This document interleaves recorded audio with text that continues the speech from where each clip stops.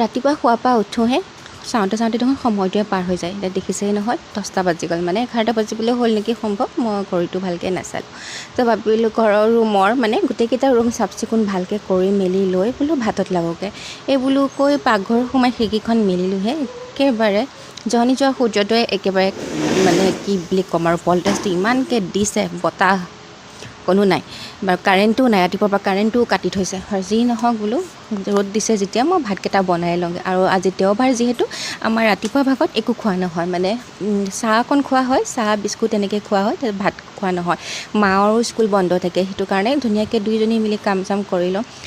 চাপৰিলৈ গ'লোঁ, শাক কেইডালমানো উঠাই আনিলোঁ, ভাবিলোঁ কি একেবাৰে এয়া দেখিছে নহয় মই জুইশালতে ভাত বনাওঁ। অৱশ্যে সঁচা কথা ক'ব গ'লে ঘৰত থাকোঁতে জুইশালত ভাত ৰন্ধাৰ অভ্যাসেই নাছিলে, কাৰণ গৰম বুলি ক'লে মায়ে ৰান্ধিবই নিদিয়ে। আৰু ঘৰত যিহেতু মই বেছিভাগ নাথাকোঁৱে, যি 2-এদিনৰ কাৰণে আহোঁ ঘৰত ভাত বনাবলৈ নিদিয়ে, মানে বনাব লগা হ'লেও মই গেছত বনাওঁ, মায়ে চৌকাতে বনায়। আৰু চৌকাৰ খোৱাত কিন্তু অৱশ্যে বেলেগেই দেই। তো গোটেইখিনি যোগাৰ পাতি কৰি ল'লোঁ, ভাত বহাই দিলোঁ, ভাতকেইটা হৈ গ'ল। তাৰপিছত ইফালে মাছ ভাজি আছোঁ, আনফালে আকৌ শাকো বনাম। মানুহজনী দেখিছে নহয় কেনেকুৱা হৈ গৈছোঁ, জুৰুলি বুৰুলি গৰমত ঘামি জামি। আৰু আনপিনে চাটনি যোগাৰো কৰি লৈছোঁ। চাটনি অৱশ্যে কি জানেনে, ভাইটি বজাৰলৈ গৈছিল, তাৰপৰা বাদাম কেইটামান লৈছিল, তাৰে বাদাম কেইটামান বাকলি গুচাই ল'লোঁ, ৰঙালাও পাত 2 খিলামান টাৱাখনত সেকি ল'লোঁ, জলকীয়া আদা নহৰু পিঁয়াজ দি পেলাই চাটনি অকণ বনাম বুলি এনেকৈ যোগাৰ কৰি লৈছিলোঁ। কিন্তু কি হ'ব, চাটনিকণ খাবলৈ নাপালোঁ, পিছত গৈ পেলাই কাৰেণ্টটোৱেই নাহিল, ভাত খাই হৈ গ'ল। এতিয়া এয়া দেখিছে নহয় মাছকেইখন ভাজি হৈ গ'ল, মাছকেইডোখৰ ভাজি হৈ গ'ল। তাৰপিছত শাকখিনিও বহাই দিছিলোঁ, আৰু ভিডিঅ'টো বেছি দীঘল হোৱাৰ বাবে অলপমান স্পীড কৰি দিছিলোঁ যাতে শ্বৰ্ট হওক। তো ভিডিঅ'টোৰ মাজতে মই গীতাঞ্জলি দেৱী মোৰ আন এটা মিনি ব্লগলৈ আপোনালোক সকলোকে স্বাগতম জনাইছোঁ। আৰু ভিডিঅ' কণ্টিনিউ দিবলৈ একেবাৰে সময় নাপাওঁ, আৰু সময় পাওঁ যদিও মানে এলাহতেই থাকি যায়। ৰাতিপুৱা শোৱাৰ পৰা 4-5টামান বজাত উঠি পেলাই চাওঁ মা দেখোন চোতাল ঘৰ সাৰিয়ে হৈ যায়। মই উঠি লৰালৰিকৈ বাচনকেইটা ধুই গা পা ধুই লৈ ঘৰটো সাৰি দিলোঁ, কিয়নো দেউতাই ৰাতিপুৱাই 7টামান বজাত 7টাৰ পৰা 7:30 বজাত নামঘৰত চাকি দিয়েগৈ। দেউতাই চাকি দিয়াৰ আগতে মই বাঁহী ঘৰটো সাৰা মোচা হৈয়ে যায়।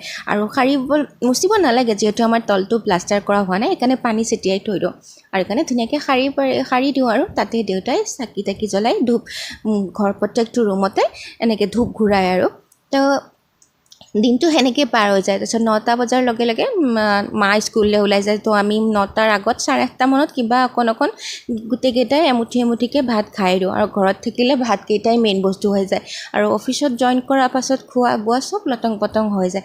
আৰু ঘৰলৈ আহিলে স্বাস্থ্যটোও অকণমান উন্নত হৈ যায়, যিহেতু আমাৰ কাৰণে ভাতকেইটা মেইন ন, আমি 3 বেলা 3 মুঠি অকণকৈ ভাতকে খাওঁ। তো মাছ ভাজি, শাকৰ ভাজি, মাছৰ ফ্ৰাই গোটেইকেইখন হৈ গ'ল, লেচেৰা আলু ভাজিও হৈ গ'ল, ভাতকেইটাও হৈ গ'ল। তো এতিয়া শেষত একেবাৰে দালিকেইটা তেলতে বহাই দিলোঁ। মই বোলো বেলেগকৈ আৰু সিজাই নলওঁ, একেবাৰে দালিত তেল মাৰি পেলাই বহাই দিওঁ। এইপিনে এয়া অমিতাও কাটি থৈছোঁ, আৰু চৰিয়াটোতে কঁঠাল গুটিও গুচাই থৈছোঁ। অৱশ্যে মই ভাগে ভাগে লৈ লৈছোঁ, মানে বাৰে বাৰে বাহিৰলৈ উঠি যোৱা কামটো হ'লে মোৰ বৰ এলাহ লাগে। আচলতে মই অকণমান এলেহুৱা দেই, মিছা ক'লে কি নহ'ব। সেইকাৰণে শাক পাচলি গোটেইকেইটা কাটি কুটি ধুই কৰি লৈ চৰিয়াতে মানে চৰিয়া চচপেন যিয়ে হওক বাচনতে গোটেইকেইটা গোটাই লওঁ, আৰু ওচৰতে পানী চৰিয়াটো থৈ লওঁ। কাৰণ মানে প্ৰত্যেকটো বস্তু চোৱাৰ পাছত হেতাখন চুবলৈ যোৱাৰ আগত হাতখন ধুই ল'লেহে ভাল লাগে।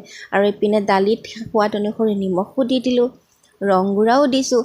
একেবাৰে বহাই দিম আৰু যিহেতু গৰমো উঠি গৈছে ন। আৰু ইপিনে এতিয়া 12টামান বাজিব হৈছে, দেউতাৰো ভোক লাগিছে। তো এনেকৈ কৰি থাকোঁতে বতাহো যিহেতু মাৰি আছে, পাকঘৰতে খিৰিকী ইপিনে ওপৰত চিলিঙি লগোৱা নাই কাৰণে গোটেই বতাহত বালি সোমালে, মানে ধূলি সোমাইছে আৰু পাত সোমাইছে, শুকান পাত। সেইকাৰণে বোলো ঘৰটো সাৰি লওঁ। ঘৰটো সাৰি লওঁতে কুহু দুহু কৰি থাকিলে বোলো এনেকৈ নহ'ব, দেউতাৰ ভোক লাগিছে, সময় হৈ যাব এতিয়া।